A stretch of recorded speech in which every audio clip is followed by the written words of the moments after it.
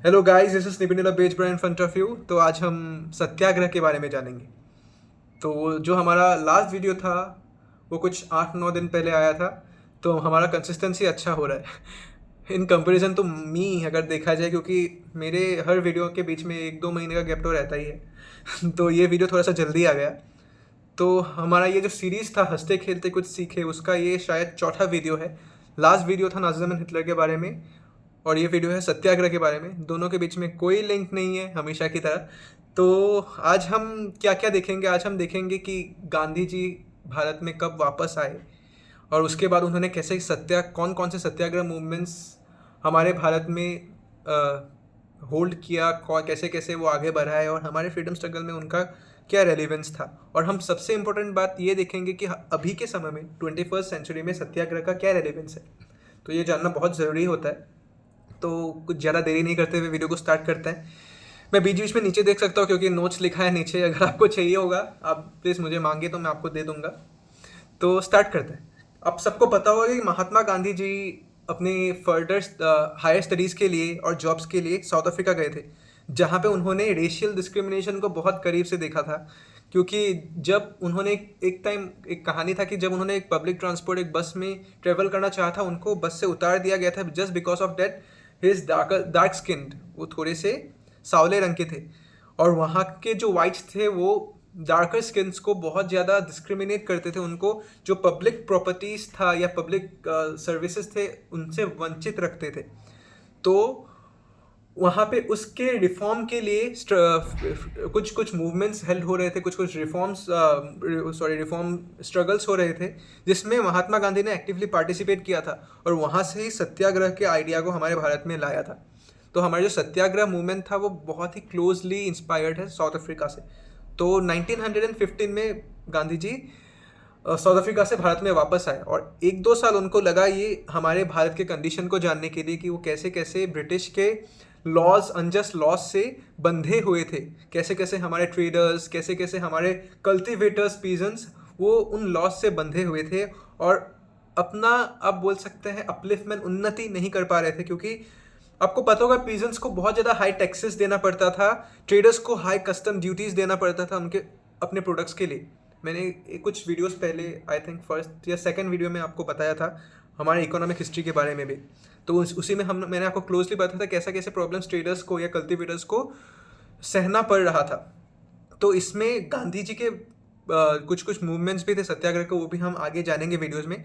तो उससे पहले सत्याग्रह होता क्या है वो जानना थोड़ा ज़रूरी हो जाता है। सत्याग्रह असल में 2 वर्ड से मिलके बना है, सत्या प्लस आग्रह। सत्य का मीनिंग तो आप सबको पता होगा, ट्रुथफुलनेस, और आग्रह इंसिस्ट करना उसको, मतलब होल्डिंग ऑफ द ट्रुथफुलनेस। तो सत्याग्रह का जो मेन प्रिंसिपल था तो ये था कि if the struggle is against the injustice and your goal is to have the, असल में आपका गोल ये है कि आप सच्चाई को लाना चाहते हैं, अपने गोल को सच्चाई से अचीव करना चाहते हैं। तो if your struggle is against injustice and your goal is the truth, then you don't need the physical strength to achieve your goal. You just have to persuade the oppressor to see the truth. मतलब आपको बस उन अपने oppressors को ये परsuade करना है कि वो सच्चाई को देखे, सच्चाई को पहचाने। फिजिकल स्ट्रेंथ या फिजिकल फोर्स जरूरी नहीं, आपको पंजा नहीं लड़ना है जाके, पंजा नहीं, सॉरी, बॉक्सिंग नहीं लेना जाके ऑपरेसर से। आपको उनको ये दिखाना है कि क्यों हमारे लिए ये चीज़ जरूरी है और हमारे साथ क्या इनजस्टिस हो रहा है।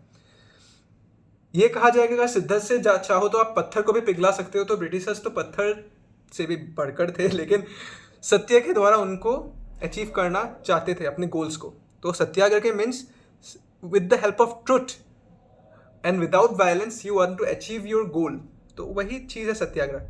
गांधी जी का ये जो पॉइंट है, if your struggle is against injustice and your goal is the truth, you don't need the physical strength to achieve the goal, you just have to persuade the oppressor to see the truth। ये जो line है थोड़ा सा ज़रूरी है, तो ये highlight करना ज़रूरी होता है।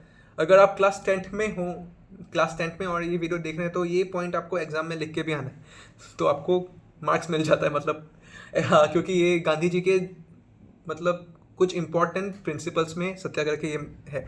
तो हम कुछ और भी जान लेते हैं कि कौन कौन से सत्याग्रह के प्रिंसिपल्स थे। सत्याग्रह के कुछ इंपॉर्टेंट प्रिंसिपल तो थे नॉन वायलेंस। नॉन वायलेंस क्या, कि कुछ भी परिस्थिति आ जाए आपके सामने, आपको वायलेंस ऑप्ट नहीं करना है। और ये भी गांधी जी ने बार बार कहा है कि violence is the weapon of the weak people. वो कहते हैं कि वायलेंस जो है वो कायरों का साधन है। कायर लोग ही वायलेंस का इस्तेमाल करते हैं क्योंकि उनके अंदर उतना पोटेंशियल ही नहीं है कि वो अपने ट्रुथ को नॉन वायलेंस के द्वारा दिखाए, और इसी कारण वो वायलेंस का यूज़ करते हैं। और ये कहा जाता है कि non violence is the weapon of the strongest people. और ये भी कहा जाता है कि जो लोग नॉन वायलेंस के द्वारा, कहा जाता है मतलब गांधी जी के द्वारा कहा जाता है कि जो लोग नॉन वायलेंस के द्वारा अपने गोल्स को अचीव करते हैं, ऑपरेसर्स को परसुएट करते हैं, वो लोग most awaken and intelligent people है सोसाइटी के। ओके। और कुछ पीसफुल जो मूवमेंट्स हुए थे, पीसफुल मूवमेंट जो गांधी जी के द्वारा, गांधी जी के लीडरशिप के द्वारा हुए गए थे, वो नॉन कोऑपरेशन मूवमेंट है, सिविल डिसोबीडियंस मूवमेंट है। और आपको ये सब भी पता होगा कि जो लॉयर्स थे या सिविल सर्वेंट्स थे, इंजीनियर्स थे, उन्होंने ऑफिस को छोड़ दिया था बस ये करने के लिए कि वो ब्रिटिश को कोऑपरेट नहीं करना चाह रहे थे, क्योंकि गांधी जी कहते थे कि बस ब्रिटिश हमारे भारत को इसी कारण रूल कर पा रहे हैं क्योंकि हमारे भारत के लोग उनको कोऑपरेट कर रहे हैं। क्योंकि अगर एक साथ पूरा भारत को उनको उनके लॉस को नहीं मानेंगे, उनको कोऑपरेट नहीं करेंगे, तो कैसे इतने बड़े नेशन को, जिसमें इतना बड़ा पॉपुलेशन है, उनको रूल कर सकते हैं? इट इज़ इम्पॉसिबल ना। तो प्रिंसिपल में सबसे इंपॉर्टेंट कुछ 4-5 पॉइंट होता है जो आपको याद रखना है। एक है नॉन वायलेंस, कैसे नॉन वायलेंस को परसुएट किया था हमारे गांधी जी ने, और कैसे पीसफुल मूवमेंट्स उन्हें हेल्प किया था। कौन कौन से peaceful movement? Non cooperation movement, civil disobedience movement, quit India movement भी आता है।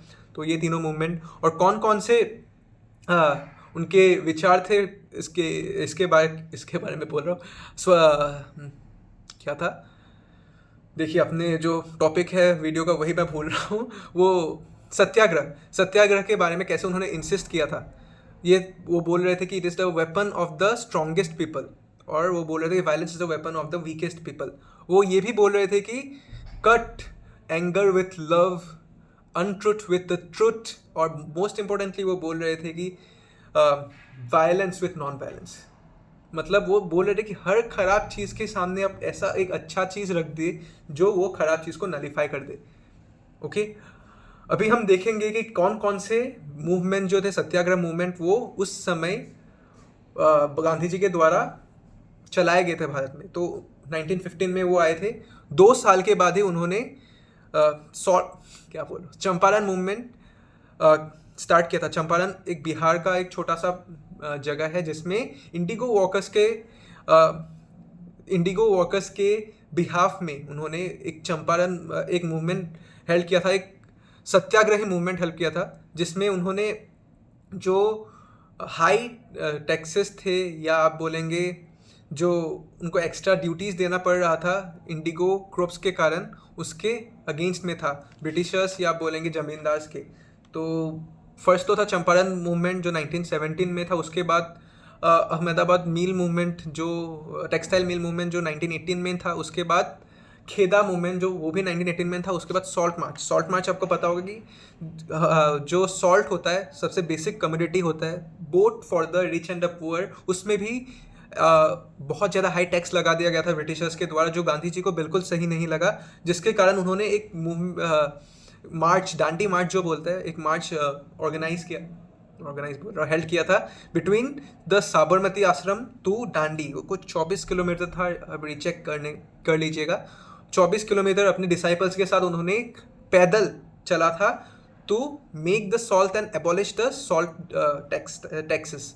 उन्होंने कोस्टल सिटी ऑफ दांडी में जाके खुद अपने हाथों से नमक बनाया और जो सॉल्ट लॉ था उसको तोड़ दिया था। तो ये था सॉल्ट मार्च जो 1930 में हुआ था। कुछ 4 मूवमेंट था जो याद रखना है। फर्स्ट इज चंपारण मूवमेंट 1918 जो against the high taxes in Champaran of the Indigo peasants. उसके बाद दूसरा था अहमदाबाद मिल में जो 1918 में था। उसके बाद 1918 में ही खेदा मूवमेंट जो द एग्रीकल्चरल वर्कर्स ऑफ खेदा उनके बिहार में था। उस समय वहाँ पे क्रॉप फेलियर्स हुआ था और उनको हाई टैक्सेस पे करना पड़ रहा था ब्रिटिशर्स को, तो इसके अगेंस्ट में ये मूवमेंट लड़ा गया था।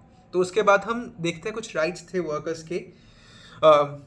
कुछ वर्कर्स के राइट्स के बारे में महात्मा गांधी जी ने बात किया था, उन राइट्स के बारे में देखते हैं। वो जो महात्मा गांधी हमेशा कहते थे कि the rights of the workers and their right to protest are always in justice, but he emphasized non-violence, truth and self-discipline for all the laborers। और उन्होंने कुछ राइट्स बताए थे, सिर्फ राइट्स नहीं बोले, कंडीशंस बताए थे लेबर्स के। वो कौन कौन से थे उन्होंने फर्स्ट बोला था, मैं देख के बोल रहा हूँ, availability of the legitimate reason involving the betterment of the social and economic position of the workers. उन्होंने बोला था कि एक लेजिटिमेट रीजन तो हो फाइट करने के लिए वर्कर्स का, वो लेजिटिमेट जो रीज़न है वो जानना ज़रूरी है वर्कर्स के लिए। उसके बाद उनका इकोनॉमिक कंडीशन जो है, सोशल कंडीशन जो है, फाइनेंशियल कैपेसिटी है, उनके बारे में जानना ज़रूरी है, क्योंकि मूवमेंट को लड़ने के लिए नहीं बोलेंगे, मूवमेंट अपहोल्ड करने के लिए आपको कुछ इकोनॉमिक फाइनेंशियल कंडीशन भी आपका अच्छा होना चाहिए, सोशल कुछ इंटरेक्शंस भी होना चाहिए, आपका सपोर्ट भी होना चाहिए। Most importantly minimum consciousness of those who are protesting, जो प्रोटेस्ट कर रहे हैं उनको ये मिनिमम कॉन्शियसनेस भी होना चाहिए। और corporation between the workers and there leader के साथ उनका कॉर्पोरेशन होना चाहिए। और सबसे इम्पोर्टेंटली ये जो आपका जो मूवमेंट है वो नॉन वायलेंट होना चाहिए। नॉन वायलेंट के ऊपर तो हमेशा बात किया है महात्मा गांधी जी ने। तो उसके बाद ये कुछ वर्कर्स का कंडीशंस हो गए, राइट्स हो गए। इसके बाद हम देखेंगे क्या डिफरेंस था पैसिव रेजिस्टेंस और सत्याग्रह के बीच में। पैसिव रेजिस्टेंस आपको पता होगा, आप भी जो करते हैं अपने मम्मी पापा के साथ कि मुझे तो पढ़ाई नहीं करना है, मुझे अभी खेलना है, वीडियो गेम खेलना है, आप लोग पढ़ने के लिए बोल रहे हैं, मुझे नहीं पढ़ना है, आप ऐसे बुक वर्क को फेंक देते हैं, वो सब जो करते हैं वो पैसिव रेजिस्टेंस के अंदर ही आता है। और सत्याग्रह तो मैंने अभी बताया था आपको कि अगर आपका लड़ाई सच्चाई के ऊपर हो तो आपको फिजिकल फोर्स की ज़रूरत ही नहीं है अपने सच्चाई को दिखाने के लिए, जो आप नहीं कर रहे हैं। पढ़ाई करना चाहिए ना आप लोग उससे भटक रहे हैं थोड़ा। तो देखते हैं क्या होता है। The key difference between the passive resistance and satyagraha. तो फर्स्ट तो है कि जो अभी मैंने बोला था, passive resistance is a method of protest that may avoid physical force, may और मे नॉट भी। हाँ, फिजिकल फोर्स अवॉइड कर भी सकते हैं, कभी कभी फिजिकल फोर्स ऑफ भी कर लेते हैं। और always insist on truth and moral force. तो एक ऐसा फॉर्म ऑफ प्रोटेस्ट है जिसमें हम फिजिकल फोर्स को मे और मे नॉट भी यूज़ कर भी सकते हैं, नहीं भी कर सकते, और पैसिव रेजिस्टेंस के द्वारा उनको हटाने का प्रयास करते हैं। सत्याग्रह तो अभी आपको मैंने बहुत बार बता ही दिया कि ट्रुथ के प्रति आप जब नॉन वायलेंट तरीके से इंसिस्ट करते हैं उसको सत्याग्रह कहते हैं। उसके बाद considered as the weapon of the weak, ये भी है कि पैसिव रेजिस्टेंस है वो वीक लोगों का वेपन है और satyagraha is the weapon of the strong people. उसके बाद हम देखेंगे may use pressure, physical force sometimes passive resistance में, और सत्याग्रह में कभी फिजिकल प्रेशर या फिजिकल फोर्स का यूज़ नहीं करते to achieve specific and political और मेटेरियलिस्टिक गोल। तो इसके लिए हम बोलेंगे कि पॉलिटिकल या मेटेरियलिस्टिक गोल के पैसिव रेजिस्टेंस यूज़ करते हैं। और यहाँ पे जो है हमारे सत्याग्रह में, उसमें हम परsuade करते हैं ऑपरेसर को सच्चाई को देखने के लिए। यहाँ पे कोई मेटेरियलिस्टिक गोल के लिए हम सत्याग्रह मूवमेंट नहीं होल्ड करते। Opponents are seen as enemy in passive resistance, और सत्याग्रह में the opponents are seen as human and you have the capacity to let them see the truth. और आप बोलेंगे you have the capacity to morally win. उसके बाद हम देखेंगे कुछ एग्जाम्पल्स। ये जो पैसिव रेजिस्टेंस के लिए अभी आजकल का जो मूवमेंट्स है आप लोग देख सकते हैं, उसमें पैसिव रेजिस्टेंस देखने को मिलता है।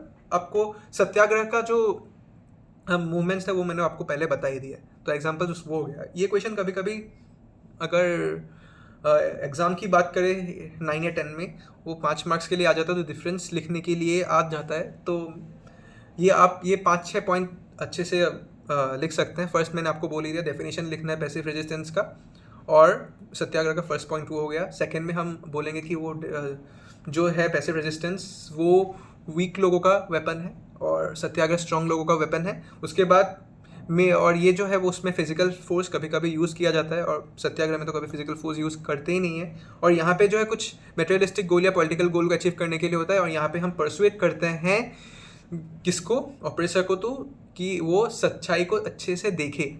उसके बाद जो है यहाँ पे हम ओपोनेंट को एनिमी की तरह से देखते हैं, यहाँ पे हम ओपोनेंट को एक ह्यूमन बीइंग की तरह देखते हैं जिसको हम मॉरली जीत सकते हैं।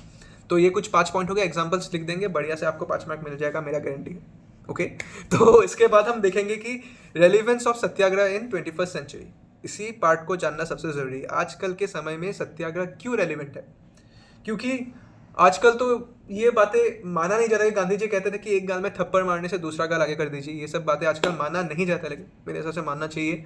अगर आपको किसी ने थप्पड़ मारा तो आप दूसरा गाल को भी आगे कर दीजिए। इसका मीनिंग ये नहीं होता असल में, इसका बहुत डीप मीनिंग होता है कि अगर आपको किसी ने मारा तो उनको दूसरा गाल आगे करने का मतलब ये होता है कि आप उनको सच्चाई दिखाए कि उन्होंने आपको मारा, लेकिन आप उसको उनके वायलेंस को वायलेंस के द्वारा इनकाउंटर नहीं कर रहे हैं। आप उनको ये बताना चाह रहे हैं कि आप गलत नहीं है। आप गलत होते तो मैं हमेशा बोलता हूँ, अगर कोई ज़्यादा आपको चिल्ला के बात करे या खुद आपको ज़्यादा फिजिकली दिखाए कि वो सच है, वो सही है, तो वो असल में गलत होता है। क्योंकि जो सही लोग होते हैं वो कभी अपने बातों को चिल्ला के आपके समय में आपके आगे प्रकट नहीं करते। वो अपने बातों को सरलता से सीधे तरह से बोलना चाहेंगे। जो सच होते हैं, ये जो सही मतलब जो सही में सच होता है, वो अपने बातों को धीरे से कुछ मतलब आप धीरे से नहीं बोलेंगे, ज़्यादा चिल्ला के या ओवरवेल्म होके प्रकट नहीं करते। वो सहजता से कामली आपको बताएंगे, क्योंकि आप उनके ऊपर वो कॉन्फिडेंस है कि वो खुद सही है। लेकिन जो गलत होते हैं वो अपने बातों को प्रकट करने के लिए फिजिकल वायलेंस का यूज़ करते हैं या अपने बातों को चिल्ला के बोलते हैं, क्योंकि उनको पता है वो गलत है, तो उनको डोमिनेट करना है सामने वाले को। क्या बोला, आपको समझ में आया या नहीं आया मुझे पता नहीं, लेकिन अभी हम देखते हैं रेलिवेंस क्या है सत्याग्रह का 21st सेंचुरी में। तो मैं कुछ पॉइंट्स लिख के लाया हूँ, उसको मैं पढ़ूंगा और आपके सामने उसको एक्सप्लेन कर दूंगा। पहले तो ये है वो फर्स्ट पॉइंट ये इस peaceful protest and social movement. Peaceful protest and social movement से आपको कुछ खास समझ में आया नहीं होगा। एक एग्जाम्पल देखते हैं। आपको Anna Hazare anti corruption movement याद होगा, जो इंडिया में हेल्प किया गया था। तो ये जो मूवमेंट है ये एक एग्जाम्पल है peaceful protest and social movement का। और ये जो मूवमेंट है ना, anti corruption movement, Anna Hazare anti corruption movement, ये पूरा जो सत्याग्रह के प्रिंसिपल है उसके अंतर्गत किया गया मूवमेंट है, उसके अंदर रह के, विदाउट एनी वायलेंस और एनीथिंग।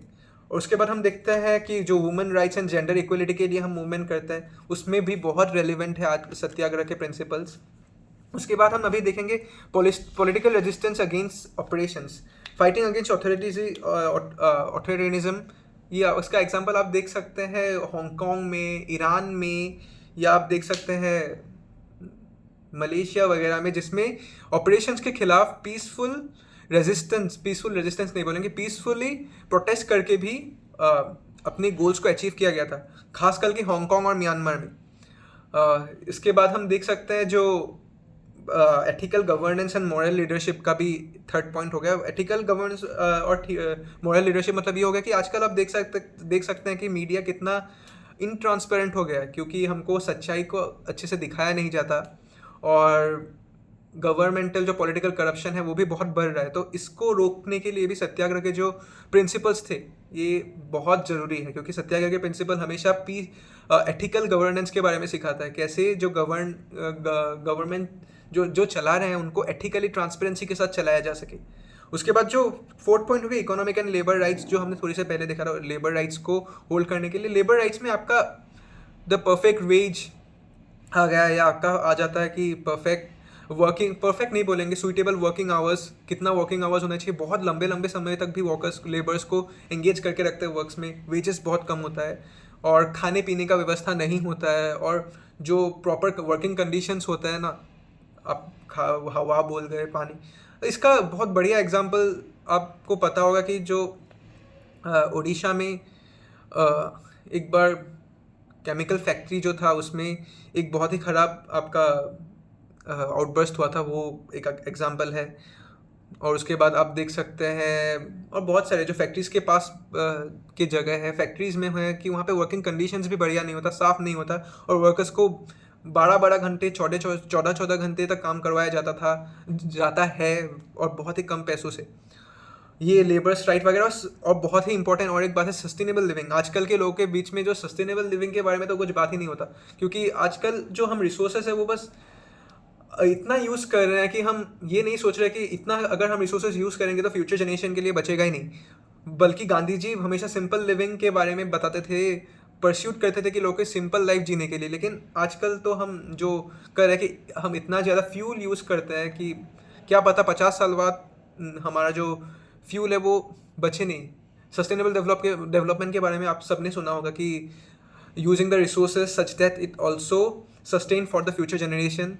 ये सब जो बातें हैं उसको गांधी जी ने बहुत ज़्यादा बताया था अपने सत्याग्रह मूवमेंट्स में। और आजकल तो सस्टेनेबल लिविंग बिल्कुल नहीं हो रहा है क्योंकि हम रिसोर्सेज को ओवरवेलमिंगली यूज़ कर रहे हैं। ये हो गया एक। और उसके बाद लास्ट जो है वो personal and social ethics. In the world of materialism and dishonesty, Gandhi ji truthfulness and self discipline inspires individual to live ethically. Live ethically means अगर अपनी अगर आपको बढ़िया एग्जाम्पल लेना है जो हम लोग करते हैं, पढ़ाई हमारा जो मेन काम होता है वो होता है पढ़ना, पढ़ाई करना, लेकिन हम खुद को ही इनडायरेक्टली डायरेक्टली खुद को ही हम हार्म कर रहे हैं कि हम पढ़ाई नहीं करके दूसरे कामों में हम टाइम वेस्ट करते हैं। दूसरे काम मतलब को करिकुलर एक्टिविटीज़ बिल्कुल नहीं, क्योंकि को करिकुलर एक्टिविटीज़ भी हमको डायरेक्टली इनडायरेक्टली क्या करता है, लेवल अप करते हैं। लेकिन हम रील्स देखने में या अलग कुछ कामों में बहुत सारे टाइम वेस्ट कर देते हैं जो हमारे लिए अच्छा नहीं है। हमारे कामों को परफेक्टली करना, हमारे काम कर्तव्यों को, धर्म को ठीक से पालन करना भी गांधी जी ने अपने सत्याग्रह के प्रिंसिपल में सिखाया है। तो क्या क्या, मैंने तो बहुत सारे बात बता दिया अभी। कुछ कुछ बातें जो आपको याद रखना है, मैंने वो जो स्टार्टिंग में Anna Hazare anti corruption movement के बारे में बताया था वो आपको लिखना है रेलिवेंस में। उसके बाद women's rights and gender equality के बारे में आपको लिखना है थोड़ा सा। पॉलिटिकल रेजिस्टेंस अगेंस्ट ऑपरेशन, जो मैंने म्यांमार, हांगकॉन्ग, ईरान के बारे में कुछ छोटे से एग्जांपल्स दिए थे, वो आपको लिखना है।